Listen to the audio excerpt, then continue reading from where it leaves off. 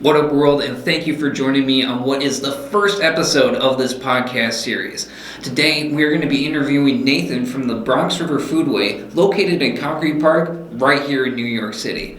Now, there's lots of different topics that we go over, like what is a foodway? How does it get established? And what sort of benefits does it bring to the community? There's lots of interesting conversations and questions that we go through, so without further ado, let's get to the podcast.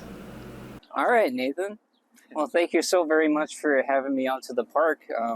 Like I mentioned to you earlier, you're a pioneer when it comes to this podcast and this series. So on behalf of myself and all the rest of us at New Leaves Urban Reform and our followers, thank you so much for having me out here today. I really appreciate it. Thanks for featuring the Bronx River Foodway. This is really exciting. Yeah.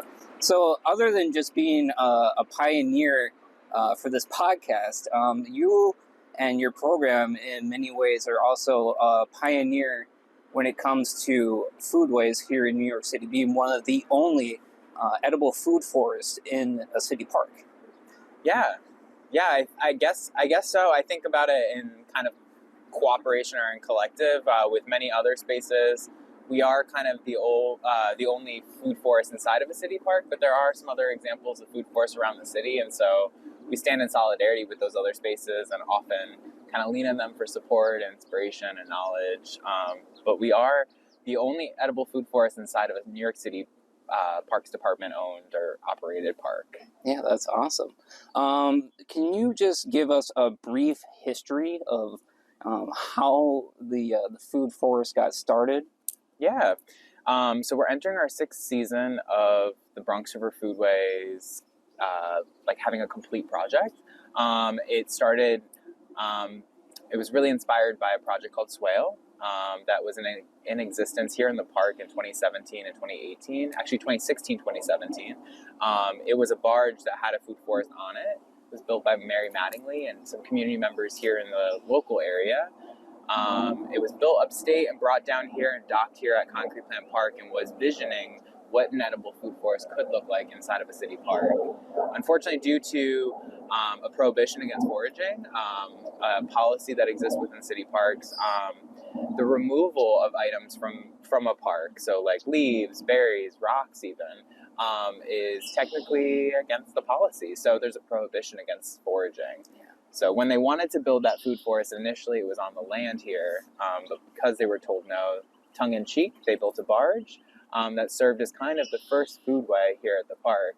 And from there, inspired really our second in command for New York City Parks at the time, Liam Kavanaugh, to greenlight and really be the grandfather of kind of this project that now is entering in 6th season, the Bronx River Foodway. Yeah, awesome. And it's my understanding that that barge is still around, right?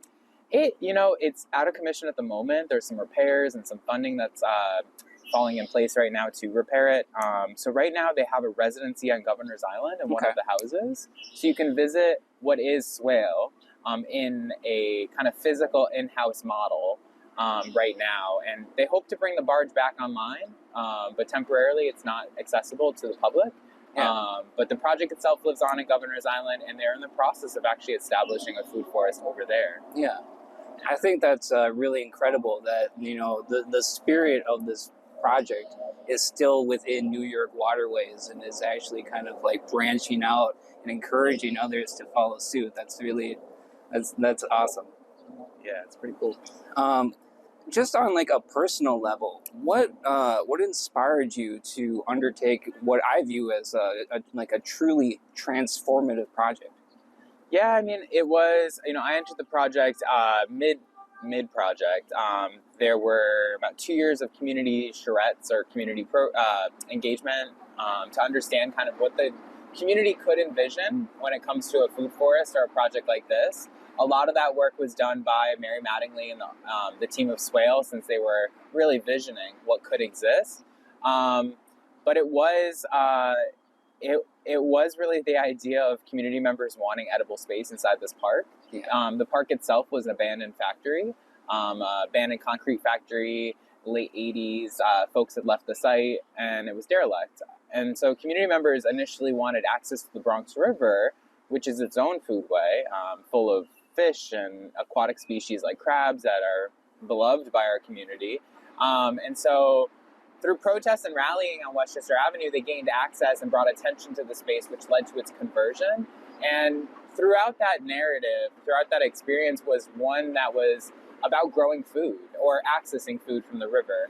And so naturally, that came into fruition, thankfully, with the help of Swale, and really understanding for the first time how an edible landscape could be incorporated into public land. So it's deemed a public pilot project, although we are entering a phase where it's feeling quite permanent, and we're not really seeing it go anywhere. But the idea of it kind of coming in was one that's been visioned for over 20 years. And really what catalyzed it outside of Swale was the idea that this brand new park wasn't utilized. Yeah. There was a lot of community memories and trauma to the space, and so people weren't coming into this small alley park. Yeah. There's only 2 egresses. If you get in here and something shifty happens, you kind of get a little nervous. And so Sure. community members were pretty quick to remember that and didn't enter the space once it was built. So the Foodway actually was kind of an outreach tool in bringing people into the park and encouraging people to engage with what was a former, factory and, a space of maybe some bad memories. So Yeah. creating new memories using food. Yeah. So you did, you kind of already hit a lot of answers for this next question here, but just kind of a little bit more about the concrete factory that was here beforehand. You said that this got switched over in the 80s. Yeah. Yeah, so they left the site. They abandoned the factory, and Okay. It was still running. Like running water, electricity, all of that was still here. And you have to also remember kind of what the Bronx looked like at the time. Still, decades of disinvestment, really stemming from, these decades of fire that people refer to, the 70s and the 80s. And so there wasn't a lot of accountability. There wasn't a lot of city government worried about negligent spaces or spaces that are derelict just being left behind and community members kind of playing in them. And so when the factory shut down, community members moved in. And so, there's these stories of fishermen coming in here and fishing because it was an ideal fishing spot. There were stories of actually a barge coming and picking up the fishermen and taking them out to Long Island Sound. Oh, wow. There's stories of community members living here. About 60 people at one time were quoted to kind of be living in the park because there was running water and electricity. And then there's a really cool story of a couple who were growing rice in the park. And so there's these kind of edible foodway stories that existed even before the edible food forest was here. And for me, and interpreting the space and helping people connect with the space, I think holding those histories at the forefront is kind of has been really helpful in tying the generations together, and also remembering that foodways and edible spaces aren't new. They're not these are ancient practices and ways of relating with land, and so it's really just getting back in touch as urbanites with maybe what our grandparents did or even our great grandparents. Yeah. It's not too far separated from us. Yeah, it's kind of in the sense of if it's not broken, don't fix it. Yeah. And if it's working, actually try to instill things that are going to push it to be more successful. I really admire that. When it comes to launching a program like this and getting it off the ground, what was the chain of command that needed to be established, and what was it like putting that team together? Yeah, again, I entered it kind of in the process, but initially my role as the Foodway coordinator, so a community coordinator through the Parks Department, as a central lead and liaison for the project, kind of going between parks contracts, capital, even the commissioner's office, kind of being a point person for navigating that and doing the outreach and engagement. So I think early on we saw outreach and engagement happening from our community coordinator, the Foodway coordinator, and from there directives from the top, from at the time Deputy Commissioner Liam Kavanaugh, is really what helped guide those initial decisions. I think Swale had a huge aspect of influencing the project, and so conversations about the design and actually the plant selection came directly from Swale. But as far as the rules and the kind of limitations of like the built space, that all came from Parks because this is a Parks run space. So it came directly from Olmsted in Queens, where our landscape architects exist, and they came in and worked with Hort. They worked with Arsenal downtown, our main headquarters, and kind of the administration to move this project forward. Okay. And then it was kind of critical to have a lot of support from Partnership for Parks, which is kind of an extension of the city parks department, and really focuses on the catalyzing of friends of groups and activation from the community side in these types of spaces. And so at the time, Linda Bonilla, who was the senior outreach director for the Bronx, helped catalyze a friends of group for the park, which also lent to the shaping of this project. And from there, like today, the project is still being shaped by community members through a foodway team, which is an advisory arm, and the Parks Department, as well as the Bronx River Alliance at large as a managing partner. But I would say like decisions and how everything kind of came to be was heavily influenced by the Parks Department, since this was a pilot project and they were focused on how that could be.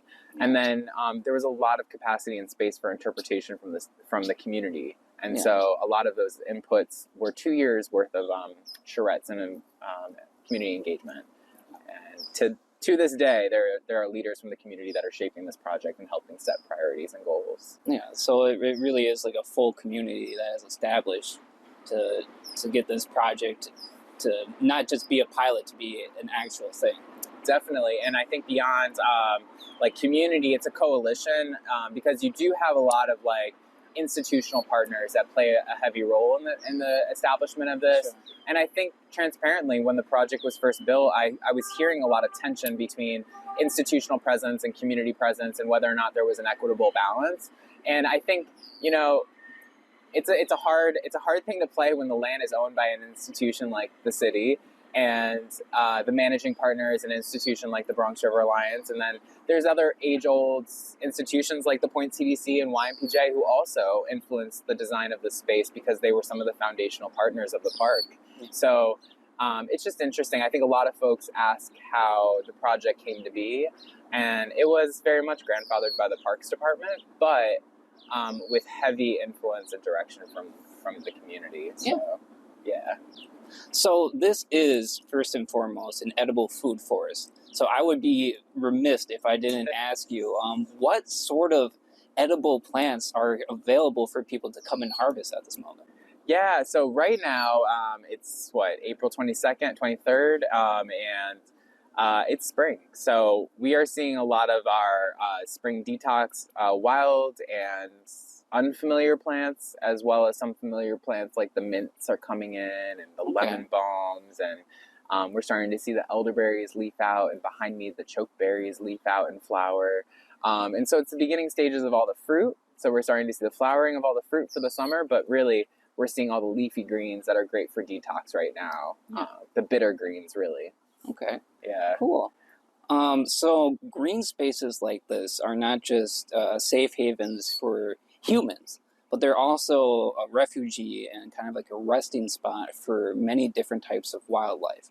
And the Bronx River itself is a very prominent waterway. What sort of animals or critters come through this area or stay here to live? Yeah, so we are in an estuary system in the Bronx River watershed. Concrete Plant Park is kind of one of the last parks. Starlight, I guess, is technically the last park before it turns into a freshwater river. New York City's only freshwater river system. It was actually going to be our drinking water until industrialization of the river. Okay. But as far as species that live here, we do see a lot of estuary birds. So brackish saltwater birds, marine birds, as well as birds that prefer fresh water. So here we're seeing a lot of cormorants in this park. We're lucky enough to see eagles in this area, as well as some hawks, red-tailed hawks, and recently we saw some ospreys, which is pretty exciting. But I think the cormorants are one of the most exciting aspects because they all kind of hang out on one of our trash booms here in the park, and you see them diving for fish every so often. We also see heron. So those are a lot of birds, right? A lot of migratory birds, as well as birds that stay here over the winter. this space is also home to a lot of pollinators because it's part of a migratory pattern, just like the birds. We do see a lot of pollinators that come through, and this is a home base for some of the native bumblebees. So like a golden belted bumblebee, which is an endangered species we've seen here. And, you know, the monarchs and the painted ladies and swallowtails we have here. And so as we've been building the foodway, we've intentionally added species that are plant species that are host plants for a lot of these butterflies, not just milkweeds, but also thinking about spice bushes for the spice bush butterfly. Just thinking about kind of what insects can exist in this area, not to mention the flies. This little guy right here. But ladybugs have been showing themselves all over, indicating that there's probably lots of aphids, right? Yeah. Lots of aphids showing up. Aphids, mites, all sorts of small little guys. Yeah. So you'll see kind of all. Oh, and snails. People love snails in this park. Oh yeah. Because it's so there's so much vegetation and dense, wet spaces. Sure. You'll see tons of snails here, and kids love them, adults love them. You'll see people taking them home with them. People love snails. I guess that's a good extra bonus question that just popped into my mind. What is the water retention like here? Does it remain saturated for a good while, or does everything kind of dry out after it rains? Yeah, you know, the park historically is flooded because it has a very hard pan because it used to be a factory. So there's actually cement all throughout the park below us. The site was a brownfield, so it was remediated. Clean soil was brought in. Where we're sitting or standing is fresh soil, like a giant raised bed, essentially. But thinking about flood and like water retention, we are standing on a giant sponge. So I look at the foodway as a giant piece of green infrastructure that absorbs water and holds on to it. As I mentioned, the park used to flood. That was before the foodway existed, and now we see a lot less flooding. Like you would see giant lakes form, and now you don't really see that at all. And when the foodway was built, before the trees and things got really established, we still saw a trickle of water kind of extend beyond us, south. And it did create a kind of erosion. You'd see like a stream form. And mosquitoes were a problem. It was just kind of a nightmare.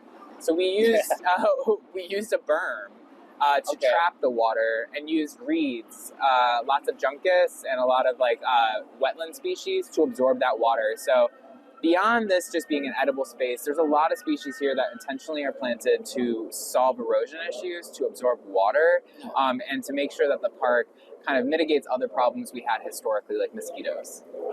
So it is a wetland.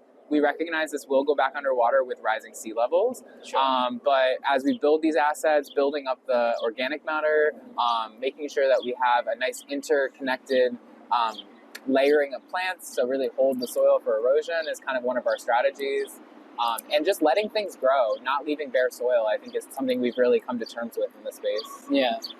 And I'm sure that we have plenty of time to enjoy the park before it gets back underwater. Yes. Yeah, we have plenty of time, but it is interesting to see large storm events and to come to the park after and see what the damage looks like.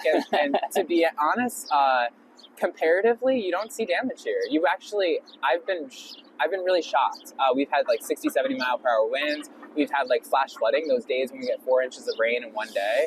And the park looks normal. Like I come back and nothing's disturbed. The wood chips are still here. And I think that's a testament to the fact that roots offer water, offer opportunities for water to travel. Yeah. It's not compacted. The ground is like very easy to absorb water, and I think that's a real change. And I would say it's because the foodway has been here and it's been cared for in a way that hasn't exacerbated, like there hasn't been a lot of compaction. There hasn't been a lot of the invasives that are here, we are eating. The mugwort that's here, we are cooking. Yeah. So, it's a balance, but I see a lot of improvements since 6 years ago when I first started. So mugwort is an issue not here as an issue as an invasive, not only here in Concrete Park, but pretty much the entirety of the U.S. So being able to educate the public on how they can utilize it as a plant or as an edible, it's my understanding that mugwort has been used herbally, medicinally, as a staple food for centuries, if not millennia.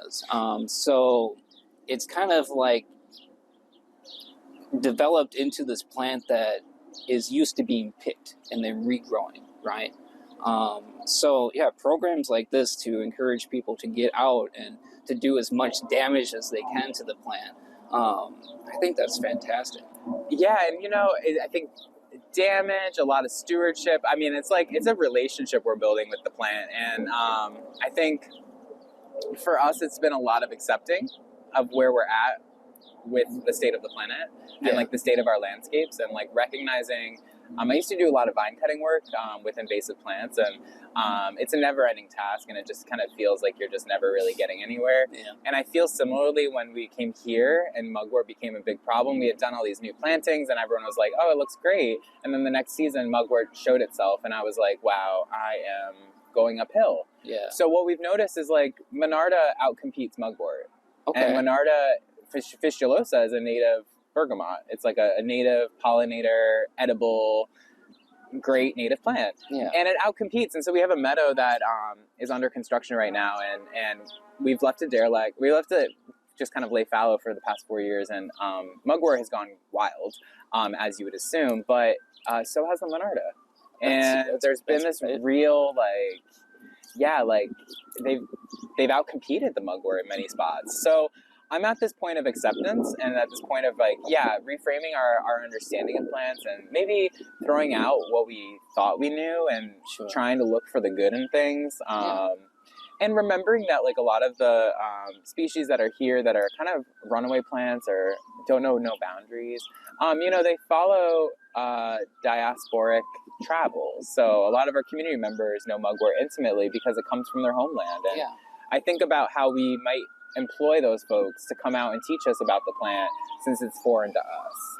And so how can we like bridge those conversations with some more compassion and care, and to understand that the planet is changing, and like we do have to kind of accept to some degree what is happening, and to reframe our relationship and not stress it out. Don't stress out about it. And I really appreciate that correction of not doing damage but effective stewardship instead. It's repairing a relationship that's gone awry. There's potential to be able to work with these plants as opposed to against them. Exactly. And I think you're right. Yeah, to change the aspect of viewing it as just like the devil, and into being something that is a plant and does bring benefits in its own right to these green spaces. I think that's a good conversation to have as well. Yeah, and to add to that, I think something Journey Vinwala, our artist in resident and our herbalist on site, has been teaching us has been not only just repairing it, and a conversation around reciprocity about, if you're taking from the land, giving back in the form of stewardship, but thinking about, all right, as we relearn these plants and understand that they're coming from places that maybe our community is also coming from, and interpret maybe why they're here, and also try to figure out what their uses are, because often what we've been finding is their benefits equal our remedies to some of our community's biggest issues. Yes. And so a great example of that is a lot of people in general in our community have eczema, and plantain is everywhere. Sure. And also plantain is great for eczema. It's great for wounds, it's great for inflammation, it's great for all these things. And it's out here in sidewalk cracks. And I'm I hear people all the time. I myself have that issue. So I'm grateful that it's everywhere, now that I know it, I'm grateful to be seeing it. And beyond that, I think about mugwort and its ability to kind of expand the imagination, to be a dreamy plant, to help you kind of bring you to the next level of imagining a future. Yes. And in our community where incarceration is on the rise, it feels, and where, it's a lot of heavy stuff. Yeah. And so to have a magical plant like mugwort showing up everywhere, reminding people to rise above and to dream of a new future, feels very poetic and apropos, it feels very fitting. So I think about navigating and questioning, being curious about why these things are here, and maybe there's something they're trying to tell us. Yeah. I think it's a very uniquely human trait to look at a situation and find imperfection. Yeah. Humans seem to be the only ones out there to say, that doesn't belong here. When it got there, right? It's thriving. It's there, and like you said, it's doing great. Yeah, why should we disturb it? It clearly is happy. Like, right. Why are we mad at it? Like, what is wrong with us that is making us feel that way? So, that's a whole different conversation to get into, right? Yeah. So you had mentioned a little bit earlier about how it is prohibited in most parks, or parks other than this one, to pick and to leave or prune or gather. Just to be specific, it was nycparksgov.org. Their section 1-04. Paragraph A states no destruction of properties or equipments. In this case, that would be major landscaping or plantings. And then paragraph B says no destruction of plants, shrubs, grasses, plants, flowers, or any of this. And both of violating either one of these paragraphs could result in a punishment of up to 6 months of imprisonment or $15,000 fine, or both. So I want to ask a couple questions on this topic. First and foremost, you just go a little bit more into detail about how your program works with these laws in place? Yeah, I mean, we are an exception to the rule. We work very closely with the urban park rangers and other, partners within the Parks Department to navigate the greatness of it all.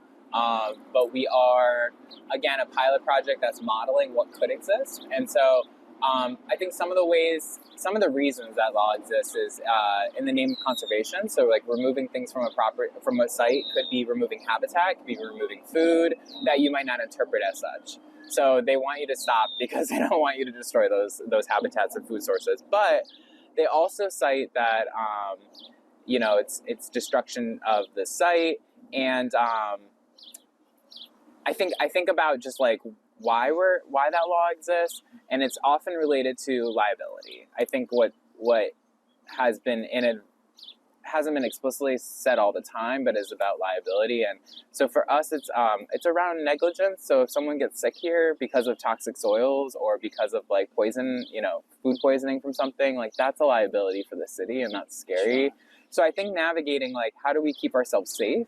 How do we have conversations around safety? How do we remove liability for moments? When people are just living their life on their own, and maybe I'm not out here guiding them. So we try to create opportunities where people learn together. And that's through workshops that happen really regularly, foodway tours really regularly throughout the season, and stewardship. Moments where people can plug in and have these deep conversations while maybe contributing back to the land, and then walking away with some of the produce that's here. One of those moments of kind of reciprocity, but to name it directly, like it is an exception to the rule here, and we understand the rule, and we talk about the rule a lot, and we name it out loud, and we continue to try to keep our community safe, knowing that there's extra concerns, which are, poisoning and like, those real life things, That's, we'll come back to this, but that's actually a pretty good segue into another question I want to ask, is having the public come out here and encouraging them to forage. What are some things that you and your staff are doing to ensure that what they're eating is safe for them? Yeah, when we're out here with community members, we're never just kind of like shoving food down people's throat necessarily, but instead interpreting the space. So we're doing a lot of like plant identification. That's really kind of what we're doing is plant walks. Okay. And then through the process, when there's like exciting plants to maybe have sensory moments with, that's when it's kind of like, all right, here's a fun moment, y'all. Let's meet this plant in a way that we haven't been with the others.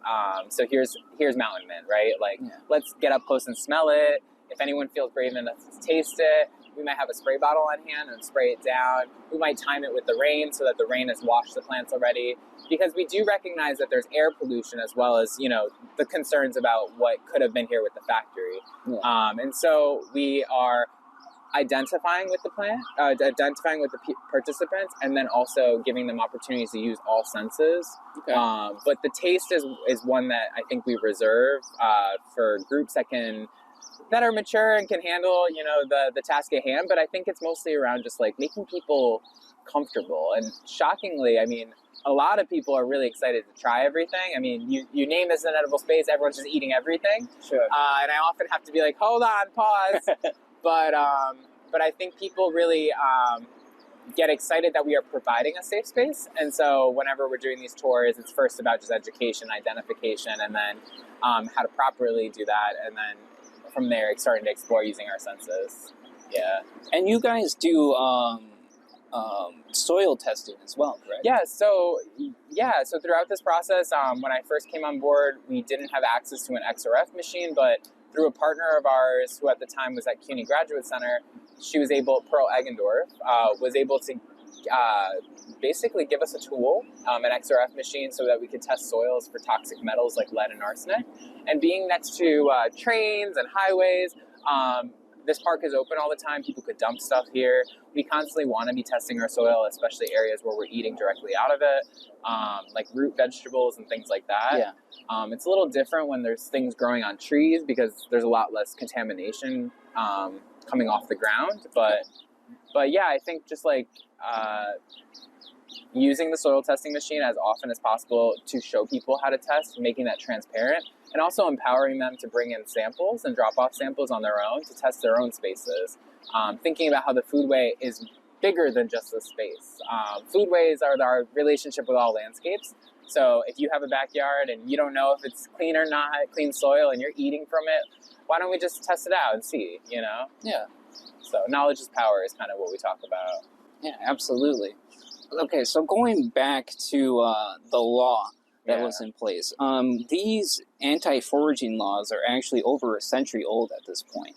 Can you just give us your understanding on how or why these laws were originally put into place? Yeah, there's some great articles and research out there that really talks about this in depth, but the history of America is one of colonization, and we know that the indigenous who have been here for generations, for centuries, were forced off their land, and in that process, laws were created. And so during the Trail of Tears, the eradication of the indigenous from their original lands, there were laws, prohibitions against foraging that first started coming up to keep new these indigenous folks moving to new lands from accessing food just on the ground. And then the laws came back up in history during Jim Crow, when slaves were really finding subsistence off the land. We started to see laws around the no foraging on public lands. Initially, you were able to forage on public lands and find food and quite literally like bring your sheep over and graze your sheep on public lands. And then all these laws came about prohibiting it. It's really, I think, looking at capitalism and how it evolved to really commodify the land. And so we lost the commons in great ways, and that was really because of Black folks and indigenous folks and the things that were happening in history as they were being oppressed, really, and trying to kind of keep them oppressed.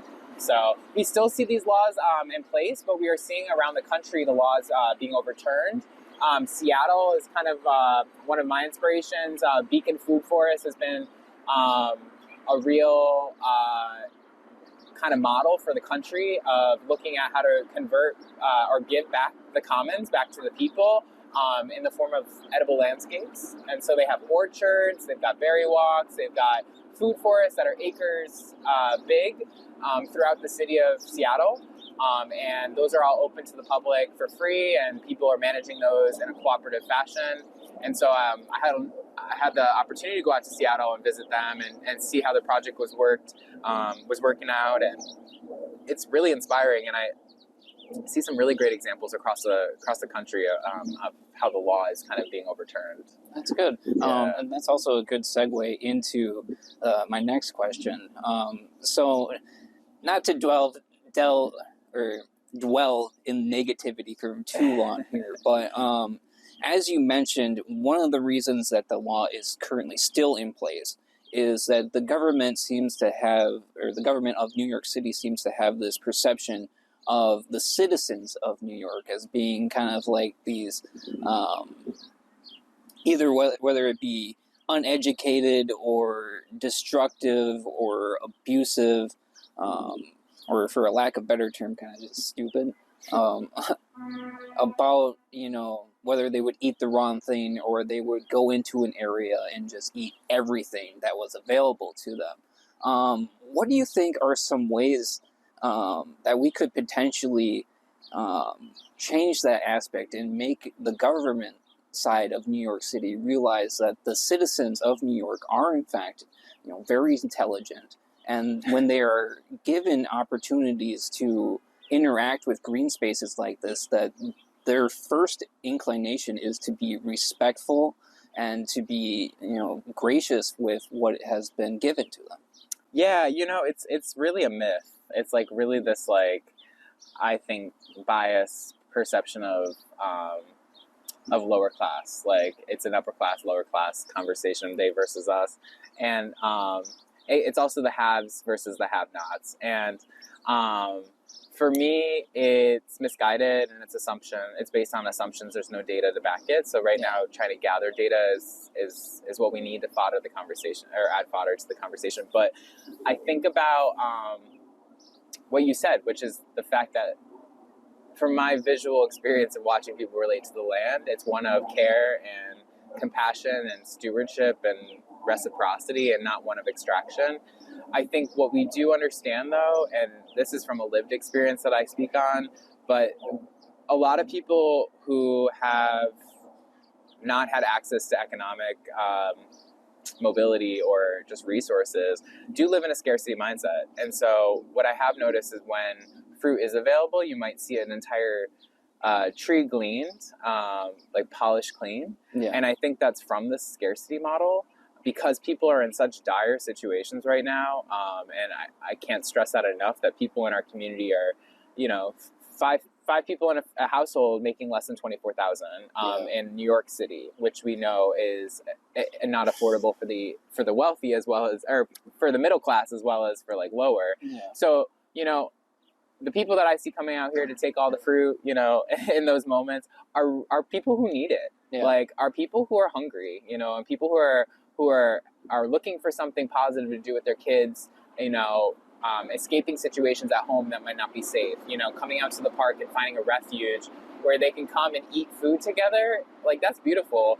I always tell people when they get upset and they pull out these they versus us mentality cards, I'm always like, hey, just pull back. Who knows? Maybe they just had a really beautiful moment with those raspberries and that's why they're gone. The family came out, they had a cute picnic.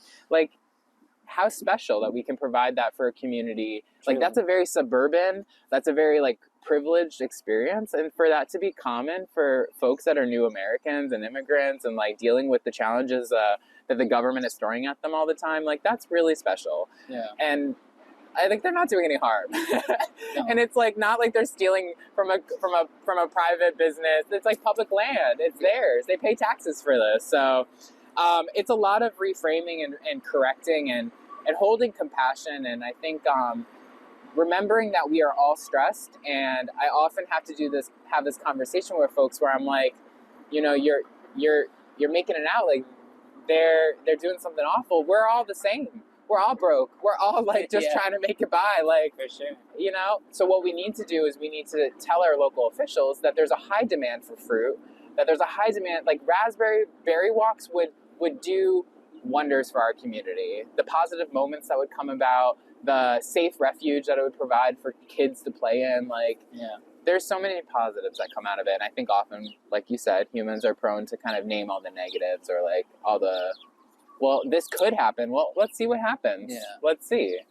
Yeah. And I think for this project, it was really scary for a lot of people because, even though we had a conversation about having no fences around this project, I can't tell you how many times people name, you should really put a fence around that. You should really keep people out. And I'm like, do you not know the point of this project? It's to keep people in. Yeah. Like, it's to get people in touch with the space. Yes. And, like, I want people to take a nap in here. I want people to relate to the plants in the ways that they're going to relate to them. And they don't have to do it in your way. Like, let them make a flower crown and use the flowers for that. They don't have to eat them. Like, so letting people be.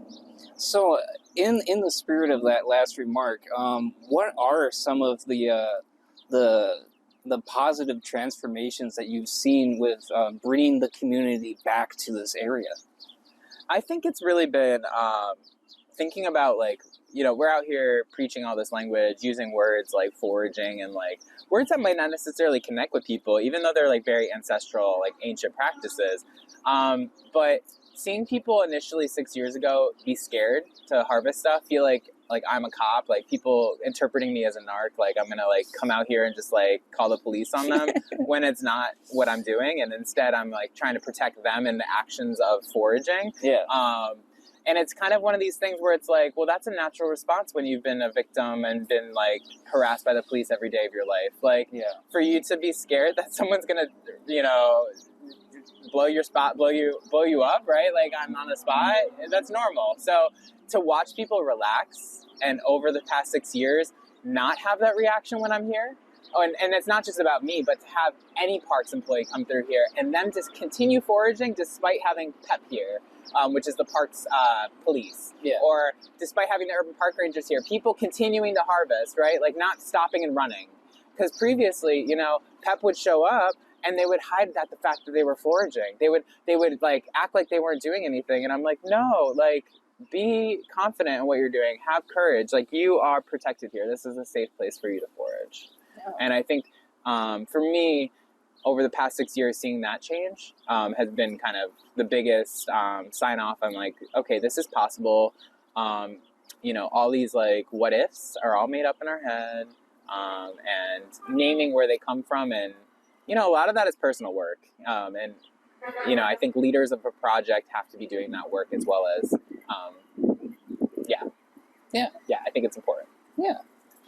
So, not just, well, it is a communal thing, but more in depth with that. Your program hosts quite a few volunteer and school-based educational programs. Can you speak a little bit about those? Yeah, you know, initially we worked very closely with several different groups that would sponsor a summer youth employment program for the city and bring their students here, and we would use the Foodway as, like, a program space, and I would help, like, coordinate cool programs and stuff. And the demand was so high that we had, like, hundreds of kids coming out, and it was overwhelming. So we've pulled back. We have our own summer youth employment program now, and we do tours still for our groups. So community members can request tours, you know, 1 to 2 hour tours to visit the space and have small moments. And then we, as the Bronx River Alliance, have our own SYEP program where students are learning about green infrastructure, learning how to maintain these assets like the edible food forests, basic horticultural skills, basic understanding of how to care for the environment, basic understanding of the environmental injustices and how to be kind of an agent of change. So that's during the summer months. And then we have an education program at our office called EELS, which is run by our education coordinator. And those students experience kind of a broad understanding of the Bronx River, but it does include Foodway. And then outside of those, like, formal kind of educational experiences, we have workshops throughout the season that are intergenerational, where people can plug in and learn about what we're doing here, whether it's making recipes, using wild food, or learning about the medicine here. And those are both indoors, on the weekends or during the week. And so those are great ways for people to plug in and kind of continue to learn as a community together. And I'm not, like, a professional forager. I'm not a professional herbalist, but I do like plants and I understand how to work with them. And I think together we are learning a lot about foraging and herbalism. And so I welcome people kind of understanding that none of us are, like, pros at this. We bring in pros so that we can learn together and become a stronger, more credible decision-making body for this park and for this community, so that when the powers that be come, we can come back with really strong responses.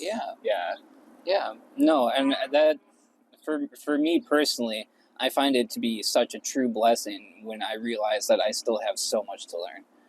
Whether it be any topic really, whether it be environmentalism, cultivation, or even just learning about podcasting. Is once I realize like, oh, there's still so much that like that gets me razzed up. Yeah. And I truly find that to be a blessing. It's really good. Yeah, nature will humble you. Yeah, Yeah, it definitely. Definitely will. We all have something to learn. Yeah. So is this program in a form a land trust? It is not a land trust. It's owned by the Parks Department. For it to be a land trust, it would be removed from the city. So taken completely off the market. Oh, I see. Not owned by the city, but owned by like a private entity. And would be devalued basically. So the land would be devalued, and that's what allows a land trust to thrive. But we do work and stand in solidarity with Bronx Land Trust, which does have several sites, I think 14 sites or 15 sites, one of which is not far from here. And so we actually do some cross collaborations, but we are not a land trust now. Okay. So kind of get into our last and final questions here. One thing that I really wanted to give you an opportunity to talk about is, and you kind of mentioned it a little bit earlier, is what are the upcoming volunteer programs that you have going on this summer, and how can people find information on how to get involved with that? Yeah, so I mean, volunteer opportunities to come out and like do stewardship or just like support of an event. You can go to our website, bronxriver.org/events, and you'll see our upcoming different stewardship events and programs.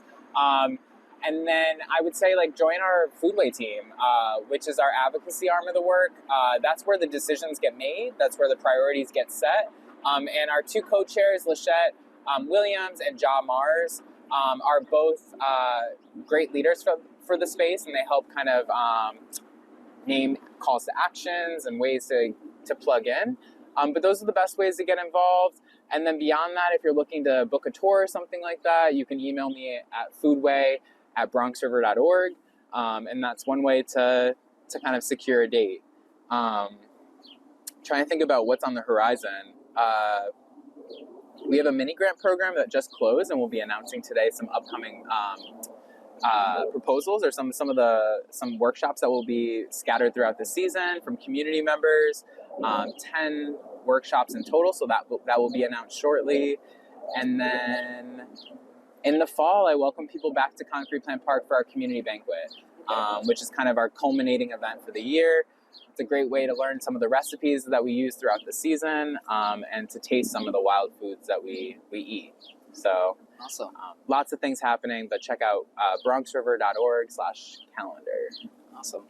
So my last and final question here is that even in the past 2 years that I've been living here, I've seen a lot of individuals speak about transforming the concrete jungle that is New York City into a much more habitable place, something that has trees on rooftops, has expansions of gardens.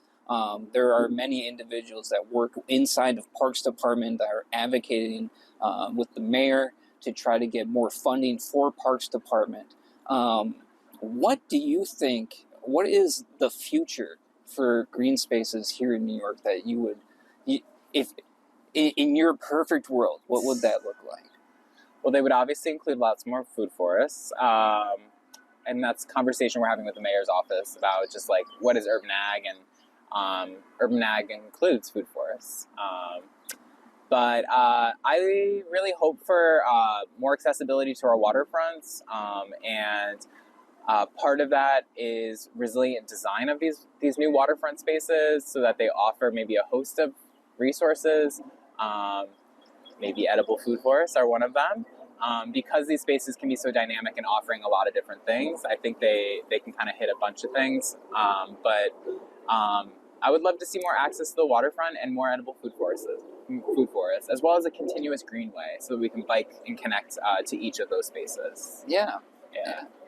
That's awesome. All right. Well, Nathan, it's been such a pleasure talking with you today. Thank you so much for giving me not only a background, but a true understanding about this program and how it operates. Thank you very much, man. yeah, thank you for taking interest in recording today and sharing the story. I appreciate it. All right, thank you.